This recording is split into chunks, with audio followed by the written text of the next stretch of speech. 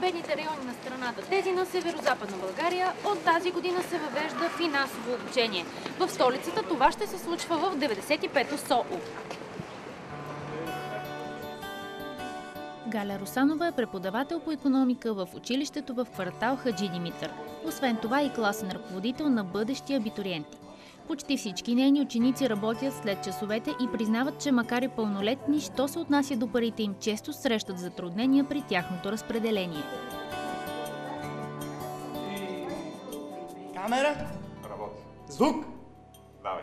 Акшн. Работя след училище и спестявам парите си за важни неща. Каза, че работиш. Плосък данък плащаш ли? Не, без да лъза. Кога се плащат данъци? Чул съм, че на края на годината се прави някакъв...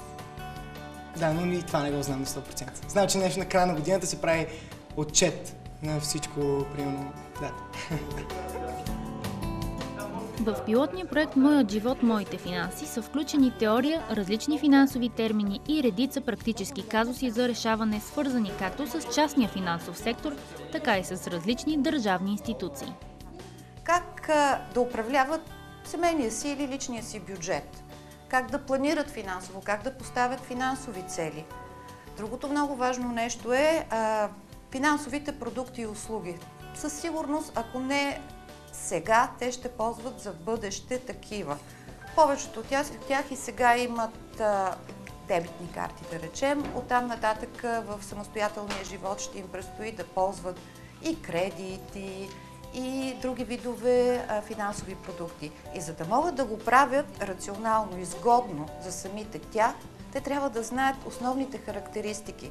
Трябва да знаят как да ги ползват, така, щото да избегнат рисковете, а пък да получат ползите от тях. Нещо като заплата, парите, които за после, какво правиш?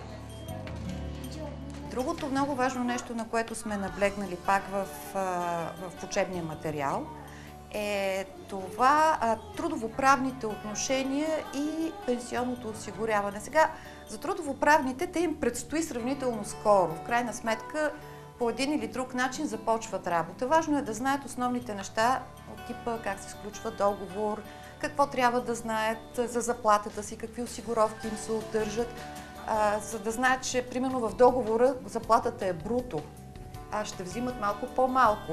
Но другото е пенсионното осигуряване. Малко им звучи, поне от това, което сме пробвали и тествали до сега, далечно. Но истината е, че в сегашната ситуация, особено когато ролята на държавата все повече ще намалява, те трябва от сега да се замислят за много далечното време 60+.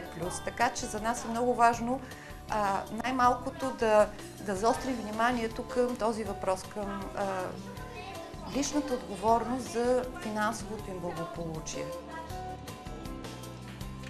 В програмата са включени общо 15 града от Северна България, както и София.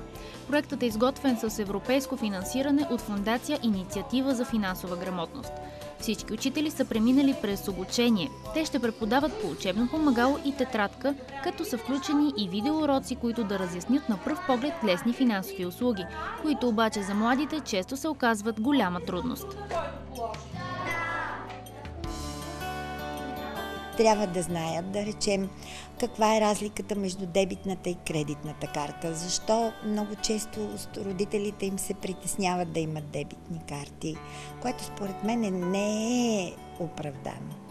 Просто има начини, по които можеш да застраховаш проблемите, да се застраховаш от проблеми. И именно това е всъщност едно от нещата, дори на които искаме да ги научим. Какво е плосък данък? Никой не знае. Нещо, което спестяваме, според мен. Да си направиш някакъв данък, но да е по-добър. Да искаш нещо да си купиш и да спестяваш пари за него. Като ти дава пари, примерно на заплата, ти ако си ги спестиш и от друга заплата, така ще имаш повече пари. Искам да направя инвестиция, за да си купя кон. В много страни от Европейския съюз уроците по финансова грамотност започват още от ранна детска възраст. Очаква се това да се случи и у нас, след като се видят резултатите от пилотния проект, който стартира сега. А те ще се определят от крайния тест и от това какво са научили децата за парите и тяхното управление.